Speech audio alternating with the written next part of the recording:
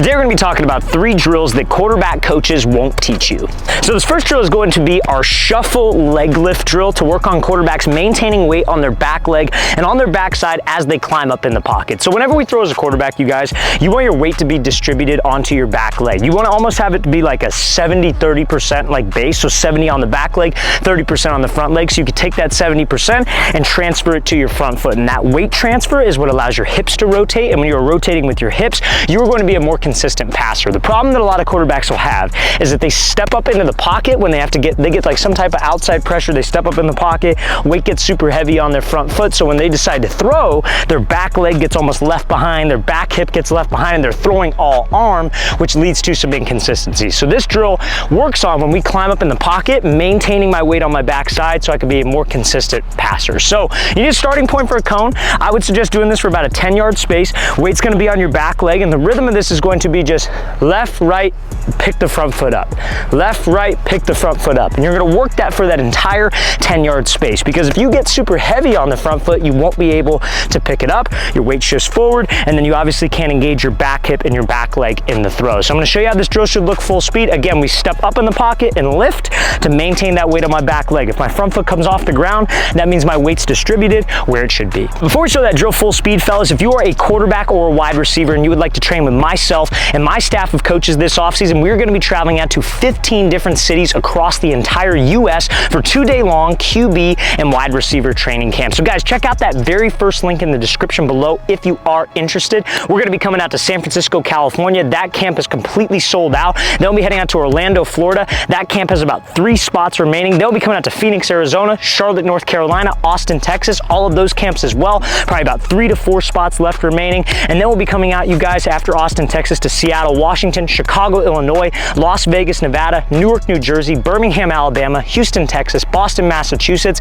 Then we'll be heading out to Columbus, Ohio. Then we'll be coming out to Boise, Idaho, and then finishing off our tour in Los Angeles, California. So guys, want some more information, check out that very first link in the description below. We'd love to have you there.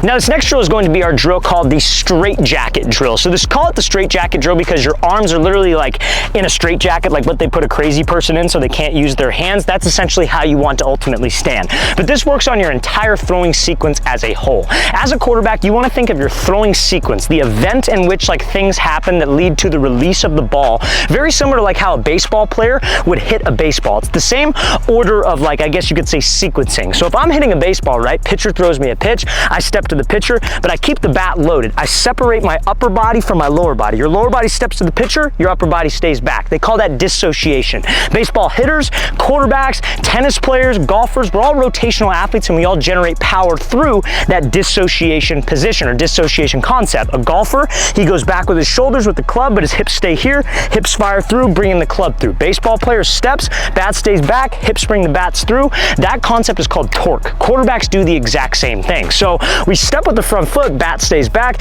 your weight stays back, and then you transfer your weight, squish in the back bug, and the bat swings through. So that's ultimately what this straight jacket drill is working on, but from a throwing perspective. So if I'm in the pocket as a quarterback, my weight's on my back leg like we discussed in the first drill. I step to the target, I go back with my shoulders, separating my upper body and lower body. We call that dissociation, remember. So I step, shoulders go back, ball goes back, and then I transfer my weight, whipping the arm through. Again, rotational force, aka torque. So this drill works on torque. You want to do about 3 sets of 10 yards, but the rhythm of this is you're going to get your weight under your back leg. I call it getting stacked. Remember, 70-30, you want your head, knee, foot stacked on top of each other. That's the perfect weight distribution. So the rhythm is going to be left, right, left. And the second left step is going to be your stride step, if you will. So we're here in the straight jacket, left, right, left. As you take a step with that left foot, your shoulders rotate back, and then the hips swing the shoulders through. Then you're going to reset.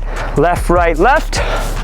Hips bring the shoulders through to work on that proper throwing sequence. This drill puts no stress on your arm. You're not worried about the result of the ball. And you could literally do this in your room, you guys. So we're going to show you how this should look from a different angle, full speed.